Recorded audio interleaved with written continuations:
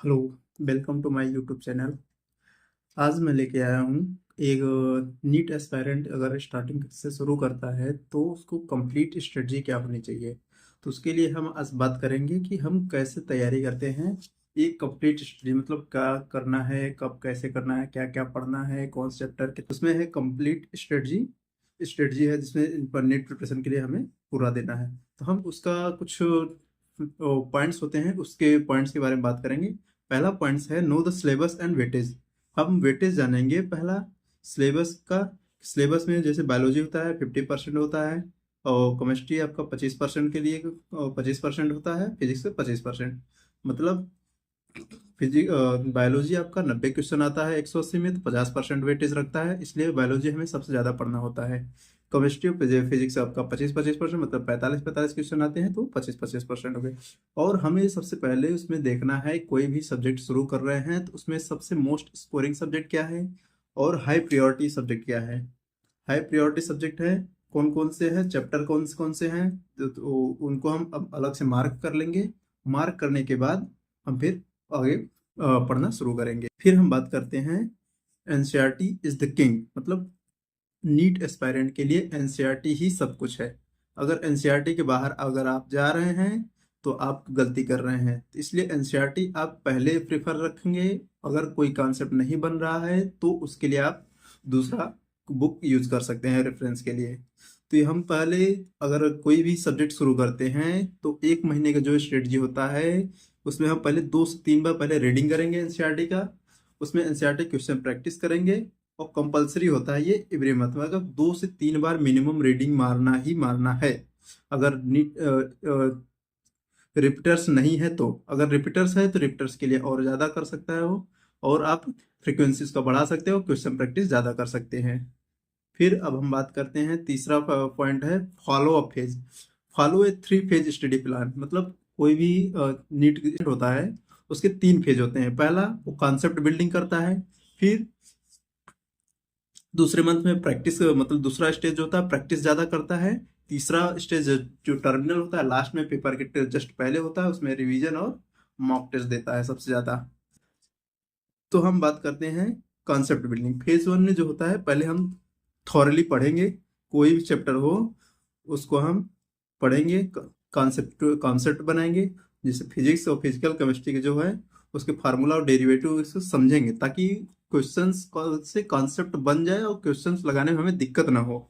और बायोलॉजी और inorganic organic chemistry के लिए हमें सिर्फ और सिर्फ मैकेनिज्म एनसीईआरटी से पढ़ना है और मैकेनिज्म समझने हैं केमिस्ट्री में। अगला फेज आता है प्रैक्टिस का। जो अगला फेज होता है, अगर कॉन्सेप्ट आपका बिल्डिंग बन गया है तो आप प्रैक्टिस जितना ज़्यादा करेंगे वो आपको बहुत फायदा रखेगा। जैसे पीवाईक्यू हम मिनिमम 20 ईयर का करेंगे, फिर कोचिंग मॉड्यूल जो दिया रहेगा उसको हम लगाएंगे। उसके बाद हम टॉपिक वाइज जो एमसीक्यू टेस्ट होते हैं एटलीस्ट 100 पर चैप्टर, मतलब टॉपिक वाइज जो एमसीक्यू होते हैं हर टॉपिक के मिनिमम 10 से 20 क्वेश्चन, लगभग हर चैप्टर के मतलब 100 से 200 क्वेश्चन करना ही करना है मिनिमम। अगर इससे कम करते हैं तो आपको प्रैक्टिस कम होगी, क्वेश्चंस गलत हो जाएंगे, तो स्कोरिंग कम होगा। और जो कर मिस्टेक होगा, जो हर बार आप टेस्ट दे रहे हैं उसको मिस्टेक के बाद हर एनालिसिस करते हुए उसको करेक्ट, मतलब जो गलतियां हो रही हैं उसको हम सही करते जाएंगे। फिर तीसरा फेज आता है आपका रिवीजन और मॉक टेस्ट। लास्ट जो टर्मिनल फेज होता है लास्ट में हमें सबसे ज़्यादा मॉक टेस्ट देना होता है। क्यों? क्योंकि हमें टाइम मैनेजमेंट करना होता है, क्योंकि बाद में वो सब कुछ लोग कहते हैं कि क्वेश्चन छूट गया, पेपर क्वेश्चन कर नहीं पाए, भर नहीं पाए, ओएमआर शीट में गलती हो गई जल्दबाजी में। ये सब गलती करने के, ये सब गलती ना हो इसके लिए हमें मिनिमम मतलब मॉक टेस्ट देना ही देना है। इसमें फुल लेंथ मॉक टेस्ट है, और हर टेस्ट के बाद हम एनालिसिस करेंगे। सिली मिस्टेक जो हो रही है उसको कम करेंगे, क्योंकि हर एनालिसिस करेंगे तभी सिली मिस्टेक कम होती हैं। और वीक चैप्टर, जो चैप्टर बार बार मतलब कमजोर है, मतलब जिस चैप्टर में हमें हमारा कॉन्सेप्ट नहीं बन पा रहा है उसको हम बार बार करेंगे, ताकि उस चैप्टर के क्वेश्चन हमारे सही होने लगे हैं। और टाइम मैनेजमेंट, नीट एस्पायरेंट के लिए टाइम मैनेजमेंट एक सबसे बड़ा टास्क होता है, क्योंकि 180 क्वेश्चन 180 मिनट में ही करने होते हैं, तो उसको टाइम मैनेज आना चाहिए, बहुत इंपॉर्टेंट है। तो टाइम मैनेजमेंट नहीं करता है तो उसका क्वेश्चन छूट जाते हैं। फिर हम बात करते हैं नेगेटिव मार्किंग। नेगेटिव मार्किंग हमें नहीं करनी है, जैसे तुक्का लगाना या नहीं आ रहा है तो जबरदस्ती कर देना, तो वो आपको गलत कर देता है। अगर आपका आ रहा है, थोड़ा सा भी आ रहा है, पूरा नहीं आ रहा है, तो आप ना करें, क्योंकि गलती आपको -1 देगी और आपका रैंक पीछे हो जाएगा। तो ये सब बातों का ध्यान देते हुए ही हमें आगे करना है। फिर अगला स्टेप आता है डेली स्टडी। मतलब शेड्यूल हमें बना के ही रखना है, शेड्यूल हमें नहीं बिगाड़ना है। डेली जो हमें कर रहे हैं हम उसी स्पीड से, उसी रफ्तार से करते रहेंगे तो लास्ट में हमें अच्छा रिजल्ट मिलता है। तो उसके लिए हमें पहले टाइम टास्क होना चाहिए, मतलब टाइम टाइम दे के ही हमें पढ़ना है। मतलब कोई भी, जैसे हमें कोई भी दिन भर का हमें शेड्यूल बना लेना चाहिए। आज दिन भर में ये एक चैप्टर कंप्लीट करना है, हफ्ते में ये इतना करना है, उसके हिसाब से। और जो टेस्ट शेड्यूल मिला रहता है, टेस्ट के शेड्यूल के हिसाब से भी कर सकते हैं। और अगर दिन में हम कैसे मैनेजमेंट करेंगे, किस चैप्टर के लिए कितना सब्जेक्ट टाइम देना है, ये मैनेजमेंट के लिए हम डिवाइड किए हैं कि 3 आवर फिजिक्स मिनिमम होना चाहिए, जिसमें आपको थियरी करना है और पीवाईक्यू करना है। और ऑर्गेनिक केमिस्ट्री और इनऑर्गेनिक केमिस्ट्री के लिए 3 घंटे मिनिमम, जिसमें होता है ऑर्गेनिक फिजिकल इनऑर्गेनिक अल्टरनेट करना है। कि जैसे आज फिजिकल कर लिए तो कल इनऑर्गेनिक कर लिए, अगले दिन ऑर्गेनिक कर लिए, ऐसे ही करके अल्टरनेट करके हफ्ते में रखना ही रखना है, मतलब छोड़ना नहीं है कुछ आपको। और बायोलॉजी तो 50% वेटेज था, तो उसको सज ऑब्वियसली ज़्यादा टाइम देना होगा, तो उसको 4 घंटे हमने रखा है, जिसमें एनसीईआरटी पढ़ना ही पढ़ना है। एनसीईआरटी मोस्ट है, इंपॉर्टेंट है। एनसीईआरटी पढ़ने के बाद आपको एमसीक्यू लगाने हैं, पीवाईक्यू लगाने हैं। और एमसीक्यू के लिए आप रेफरेंस बुक ले सकते हैं, पीवाईक्यू वाले बुक्स ले सकते हैं, जिससे प्रीवियस ईयर भी कंप्लीट होते जाएं, और चैप्टर वाइज कंप्लीट करेंगे तो ज़्यादा बेटर रहेगा आपको। और 1 घंटे आपको देना ही देना है कि टॉपिक, जो पुराने टॉपिक हमने करते जा रहे हैं उसको रिवीजन करते जाना है। नहीं तो दिक्कत होता है कि बाद में कहते हैं कि हमने रिवीजन नहीं कर पाया। तो इसके लिए, इन सब से बचने के लिए हमें आपको ओल्ड टॉपिक जो 1 घंटे में रिवीजन हम कर सकते हैं, आधे आधे घंटे या 20-20 मिनट डिवाइड करके हम पुराने टॉपिक का रिवीजन कर सकते हैं। फिर आता है मॉक टेस्ट एनालिसिस। अगर कोई भी टेस्ट आप दे रहे हैं, टेस्ट देने के बाद आपको एनालिसिस जरूर, सॉल्यूशन देखना है। सॉल्यूशन देखने के बाद आपका, अगर सॉल्यूशन यूट्यूब पे करा रहे हैं सर, कोई लोग कराते हैं, तो वहाँ से आप कर लीजिए, या सॉल्यूशन शीट मिलता है तो वहाँ से कर लीजिए। सॉल्यूशन करना है, फिर उसको एनालिसिस के लिए हमें देखना है कि हमने कितना छोड़ा, कितना गलती किया, कितना आ रहा था, कितना हम नहीं कर पाए, या कौन सा कॉन्सेप्ट हमने गलत सोचा, उसको हम मैनेज करते हुए फिर मॉक टेस्ट का एनालिसिस करेंगे। फिर बात आती है टाइम टेबल की। नीट एस्पायरेंट के लिए टाइम टेबल बहुत बड़ा टास्क होता है। उससे वो कहते हैं कि हम टाइम मैनेज नहीं कर पाते हैं कि क्या पढ़ें, ये दिन भर में कैसे पढ़ें। तो उसके लिए हमने एक टाइम टेबल बनाया है कि क्लास सबकी लगभग 6 से 7 घंटे के आसपास होती है, तो या 5 से 6 की भी होती है कुछ किसी किसी के, तो उसके हिसाब से वो क्लास करेंगे। क्लास करने के बाद स्लीप पैटर्न बहुत इंपॉर्टेंट होता है, क्योंकि अगर आप सही सो नहीं सकते हैं, सो नहीं पा रहे हैं, तो आपका जो स्टडी प्लान हो वो गड़बड़ होता जाता है। तो इसके लिए आपको 6 घंटे मिनिमम सोना ही सोना है। मिनिमम 6 घंटे आप सो सकते हैं, इससे ज़्यादा करेंगे तो फिर दिक्कत होगा। तो इसके लिए आप, और रीडिंग बुक्स, जो बुक्स हैं, आपको कोई भी किताब पढ़ना है तो उसको 3 आवर में पहले रखें। मतलब हर एक किताब के लिए 1-1 घंटे पढ़िए। फिर है क्वेश्चन प्रैक्टिस के लिए 1-1 घंटे रख दीजिए हर सब्जेक्ट के लिए। और रिवीजन, रिवीजन का भी 3 घंटे है। जो रिपीटर्स हैं उनको रिवीजन ज़्यादा जरूरी होता है, तो आप रिविजन्स देखिए। रिविजन्स 3 घंटे दिया हुआ है, 1-1 घंटे करते रहिए। 1-1 घंटे, 3 घंटे दिया हुआ है रिवीजन के लिए, तो आप 1-1 घंटे रिवीजन करते रहेंगे, तो आपका पीछे का भी कवर होता रहेगा और आगे आप पूरा करते रहेंगे। तो इम्प्रूवमेंट के लिए तो आपका है, इम्प्रूवमेंट के लिए आपका फार्मूला जो दिया गया है, बायोलॉजी फिजिक्स केमिस्ट्री अलग अलग स्ट्रेटजी हमने बनाई है। इसमें बायोलॉजी हम टारगेट रखेंगे 360 में 360। मतलब बायोलॉजी हमारा छूटना नहीं है, क्योंकि सबसे मोस्ट स्कोरिंग सब्जेक्ट होता है। बायोलॉजी हमें किसी भी कीमत पे नहीं छोड़ना है। तो उसमें हम टारगेट रखेंगे कि कोई भी क्वेश्चन हमारा गलत ना हो, फिजिक्स जूलॉजी का हो या बॉटनी का हो, दोनों का हमारा गलत नहीं होना चाहिए। फिर स्ट्रेटजीज में है 360। और एनसीईआरटी को टेस्ट के पहले एक एक बार वीडियो से, एक बार एनसीईआरटी अपने से, एक बार क्विक रिवीजन से मिनिमम 3 बार रीडिंग मार लेनी है। कोई भी टेस्ट दे रहे हैं उसके पहले आप 3 बार रीडिंग मार के जाते करके जाते हैं रीडिंग, तो आपका क्वेश्चंस बायोलॉजी के मोस्ट ऑफ सही होते हैं, फिर 85 प्लस, फिर 88, फिर 90, तो आपका धीरे धीरे बढ़ जाएगा। आप 90 में 90 करेंगे तो आपको कॉन्फिडेंस बढ़ता जाएगा और आप अच्छा स्कोर करने लगेंगे। और डायग्राम बेस्ड क्वेश्चन तो आपको करना ही करना है, डायग्राम नहीं छोड़ना है, क्योंकि डायग्राम बेस्ड क्वेश्चन आते हैं। डायग्राम में सब मिलान करने के लिए क्वेश्चन बन जाता है, या डायग्राम के जो वर्ड लिखे होते हैं डायग्राम पे वो मिटा के उसमें पूछ लेता है। तो ये सब आपको ध्यान देना है। और PYQ 20 ईयर आपको करना ही करना है, और साथ में एरर नोटबुक बनाना है। जो आप बार बार गलतियां कर रहे हैं उसको एक नोटबुक में लिखते जाएंगे, तो उससे आपका एरर नोटबुक तैयार हो जाएगा और गलतियां कम होने लगेंगी। केमिस्ट्री के लिए है कि हम 175 टारगेट रखते हैं, 175 क्योंकि का गलती हो ही जाती है, लेकिन कोशिश करेंगे हम पूरा 190 180 में 180 रखें। एनसीईआरटी बेस्ड ही पढ़ना है, एनसीईआरटी से बाहर नहीं जाना है, क्योंकि केमिस्ट्री भी एनसीईआरटी ही बेस्ड आती है। बस मैकेनिज्म थोड़ा आपको बाहर से समझने होते हैं ताकि आपके क्वेश्चन गलत ना हो और कम टाइम में सही हो जाए। फिर फिजिकल में जो होता है, फिजिकल में आपको फार्मूला और प्रैक्टिस जरूरी होती है। फिजिकल केमिस्ट्री के लिए आपको फार्मूला और प्रैक्टिस, जितना ज़्यादा प्रैक्टिस करेंगे फिजिकल केमिस्ट्री उतना जल्दी आप कर लेंगे और कम समय में कर लेंगे। कैलकुलेशन सही करने के लिए आपको क्लियर लिखना है, जल्दबाजी नहीं करनी है कैलकुलेशन करने में, जिससे आपको डिजिट में गलती ना हो, ताकि आपका आंसर सही सही आए।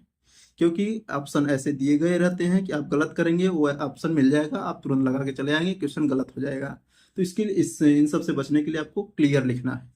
और फिर ऑर्गेनिक ऑर्गेनिक आपका रिएक्शन मैकेनिज्म पढ़ना है, रिएक्शन मैकेनिज्म ही होता है मैक्सिमम उसमें। तो मैकेनिज्म पढ़ने के बाद आपका एक्सेप्शन, उसके एक्सेप्शन बहुत होते हैं ऑर्गेनिक में, तो एक्सेप्शन आपको पढ़ने ही पढ़ने हैं। फिर अगला बात आती है फिजिक्स की। फिजिक्स में हम करते हैं कि 170 टारगेट रखते हैं, 170, क्योंकि फिजिक्स में सबसे सबको डर लगता है, नीट एस्पायरेंट सबसे लास्ट में ही फिजिक्स करता है, ताकि भरते जाए भरते जाए, ताकि उसका छूटे ना। फिजिक्स इसमें हम करते हैं सबसे पहले इजीएस्ट टॉपिक जो है, जो चैप्टर को आ रहा है वो चैप्टर को हम पहले करेंगे। चैप्टर को करने के बाद फिर जैसे जैसे कुछ लोगों को सेमीकंडक्टर मॉडर्न हुआ, मॉडर्न फिजिक्स हुआ, और सेमीकंडक्टर ऑप्टिक्स सरल लगते हैं, जो ऑप्टिक्स थोड़ा हार्ड भी है, उतना नहीं, लेकिन आप कर सकते हैं। और ग्रेविटी हुआ, इलेक्ट्रोमैग्नेटिज्म हुआ, ये सब चैप्टर जो होते हैं लाइन बेस, मतलब सीधा फार्मूला बेस आ जाते हैं कभी कभी। तो उन सबको आपको जो आपको इजीएस्ट टॉपिक लग रहे हैं, जो आपको सरल लग रहा है, उसको आप पहले कर लेंगे ताकि स्कोरिंग बन जाए। और क्वेश्चन की प्रैक्टिस में ऐसा नहीं करना, क्वेश्चन एक तरफ से एक तरफ ही करते जाएंगे, जो हार्ड क्वेश्चन लग रहे हैं उनको तुरंत छोड़ के अगले पे चले जाना है, ताकि आगे के सरल क्वेश्चन न छूटे हमारा। और ये देखना है कि फार्मूला, जो फार्मूला मतलब शॉर्ट फार्मूला नोट से हमेशा बना के रखना है। जो चैप्टर खत्म हो रहा है उसका एक A4 साइज में आपको फार्मूला नोट से बना लेना है। और फार्मूला सीट मतलब उसमें हम ऐसे करते हैं कि A4 साइज लेते हैं, उसमें पूरा फार्मूला लिख लेते हैं, एक पेज में पूरा फार्मूला, ताकि एक नज़र में हम 5 मिनट के अंदर पूरा चैप्टर का फार्मूला रिवीजन कर लें। फिर प्रैक्टिस आपको पता ही है कि मिनिमम 100 क्वेश्चन करने ही करने हैं पर डे में, तभी आपको फिजिक्स में एक्सपीरियंस हो पाएगा और क्वेश्चन आपको कम गलत होंगे। प्रैक्टिस जितना ज़्यादा करेंगे उतना ज़्यादा आपको बेटर रिजल्ट मिलेगा। फिर हम बात करते हैं कि क्या चीज़ें जो होती हैं आपकी रैंक डिसाइड करती हैं। क्या क्या हम नहीं करेंगे तो रैंक बढ़ती जाएगी, क्या क्या हम करेंगे तो रैंक घटती जाएगी। तो इसमें है कि things that decide your rank. इसमें पहला है PYQ मास्टरी। अगर PYQ आप करते जाएंगे, क्योंकि PYQ क्वेश्चन डायरेक्ट उठ के आ जाते हैं, तो PYQ आपके करते रहेंगे तो PYQ आपके सही होंगे। तो PYQ जितना ज़्यादा करे रहेंगे तो PYQ जो क्वेश्चन आएंगे डायरेक्ट तुरंत आप 10 सेकंड के अंदर कर लेंगे। फिर डेली प्रैक्टिस आपको करना ही करना है, डेली प्रैक्टिस नहीं करते हैं प्रैक्टिस छूट जाता है, तो आपकी परफॉर्मेंस कम होती जाती है। फिर रिवीजन कंसिस्टेंसी, रिवीजन साथ में रखना है, ताकि आपके पुराने जो चीज़ें हैं वो आपकी मेंटेन रहें, जो पढ़ चुके हैं वो मेंटेन रहे, आगे का और पढ़ते रहेंगे। फिर ये दिया है स्ट्रिक्ट मॉक टेस्ट एनालिसिस, इस मतलब एनालिसिस करना ही करना है, मैंडेटरी है। मतलब अगर कोई टेस्ट दे रहे हो आप तो उसका एनालिसिस जरूर करना है। एनालिसिस नहीं करेंगे तो आपको बाद में दिक्कत होगी, फिर वो गलतियां जो रहेंगी वो गलतियां पड़ी रह जाएंगी, वो गलतियां बार बार होती रहेंगी। एनालिसिस करते हैं तो ये सब गलतियां कम होने लगेंगी। फिर एनसीईआरटी रिटेंशन के लिए आपको रिवीजन बार बार करना है। फिर आता है कि क्या क्या हमें नहीं कर, अवॉइड दीज बिग मिस्टेक्स, मतलब हमें क्या क्या नहीं करना है। नीट तैयारी या फ्रेशर है या रिप्टर्स है, उन दोनों को मैं बता रहा हूँ कि मतलब क्या नहीं करना है जिससे आपकी रैंक कम ना हो, मतलब बढ़ती जाए। तो इसके लिए हमें पहला चेंज, बुक जो होती है बार बार तुरंत तुरंत चेंज नहीं करनी। जो बुक आप उठा रहे हैं अच्छी बुक पहले लीजिए, पहली बात कि अच्छी बुक ले लीजिए।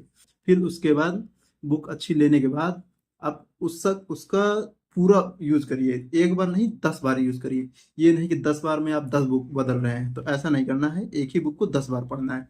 फिर सिर्फ थियरी नहीं पढ़नी है, इसमें लिखा है only reading theory not solving MCQ. मतलब एमसीक्यू साथ में करना ही करना है। अगर चैप्टर कोई भी पढ़ रहे हैं आप, तो एमसीक्यू उसका साथ में लगाएंगे तो चैप्टर आपका रिटेंशन में बन जाता है दिमाग में, कि हमने ये क्वेश्चन इस चैप्टर में किया था, ये सही था, ये गलत हुआ था, तो याद रहता है।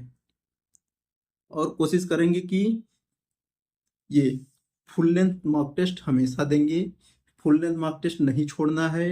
No full length mock test दे, अगर फुल लेंथ मॉक टेस्ट नहीं देते हो तो आपको पता नहीं चलता कि हमारी कितनी कैपेसिटी है या हम कितना गेन कर पा रहे हैं नंबर। ये सब बचने के लिए हमें फुल लेंथ मॉक टेस्ट देना ही देना है। फिर आती है बात not analysis mistake. Not analysis mistake, मतलब एनालिसिस नहीं करते हो तो आपको ये भी जो गलतियां होती रहती हैं बार बार वही पड़ी रहती हैं, जिससे आपको गेन का आगे फ्यूचर मतलब तैयारी आगे करते हैं तो उसमें गलतियां होती रहती हैं, तो आपका रैंक कम होने लगता है। अगला है studying for long hour but low productivity. मतलब कंटिन्यू 3 या 4 घंटे नहीं पढ़ना है, शॉर्ट शॉर्ट ड्यूरेशन में पढ़ना है। जैसे 1 घंटे पढ़े, फिर 5 मिनट रेस्ट किए, चैप्टर सब्जेक्ट चेंज किए, चैप्टर चेंज किए, इस हिसाब से पढ़ना है ताकि आपको थकान ना लगे। मतलब पढ़ते पढ़ते होता है ना, बोर होने लगते हैं, वो नहीं करना है। मतलब चैप्टर तुरंत चेंज कर दीजिए, बोर हो रहे हैं चैप्टर चेंज कर दीजिए, सब्जेक्ट चेंज कर दीजिए, तो आप तुरंत ज़्यादा टाइम तक पढ़ पाएंगे। अगर वही चैप्टर 3 घंटे 4 घंटे तक पढ़ रहे हैं तो उससे आपको दिक्कत होने लगती है और बोर होने लगते हैं, दिमाग में नहीं घुसता है और नहीं रिटेन हो पाता है। अगर आप चाहते हैं कि हम और भी वीडियो लेके आए ऐसे ही आपको, जिससे आपकी प्रिपरेशन इम्प्रूव हो, तो इसके लिए हम क्या क्या आपको कोई जो जरूरी हो आप उसको बता दीजिए। जैसे डेली टाइम टेबल क्या होगा, 1 ईयर या 6 मंथ या 3 मंथ प्लान का होगा, मैं इसका वीडियो बना दूंगा आगे अभी। और फिर चैप्टर वाइज जो PYQ वेटेज लिस्ट क्या है ये सब मैं बना दूंगा। फिर बेस्ट बुक्स कौन सी होती हैं, कम समय में ज़्यादा इफेक्टिव कौन सी बुक हैं, तो उसके लिए हम अभी बनाएंगे वीडियो। फिर रिवीजन शेड्यूल क्या होना चाहिए, इसके लिए हम वीडियो बना देंगे। अगर आपको कोई चाहिए तो मैसेज कर सकते हैं, कमेंट कर सकते हैं, फिर हम आपको इन सब के बारे में बता देंगे नेक्स्ट वीडियो में। Thank you. चैनल को लाइक और सब्सक्राइब कर दीजिए, जिससे आपको हर एक नोटिफिकेशन मिलता रहे और आपकी तैयारी अच्छी बने रहे। Best of luck.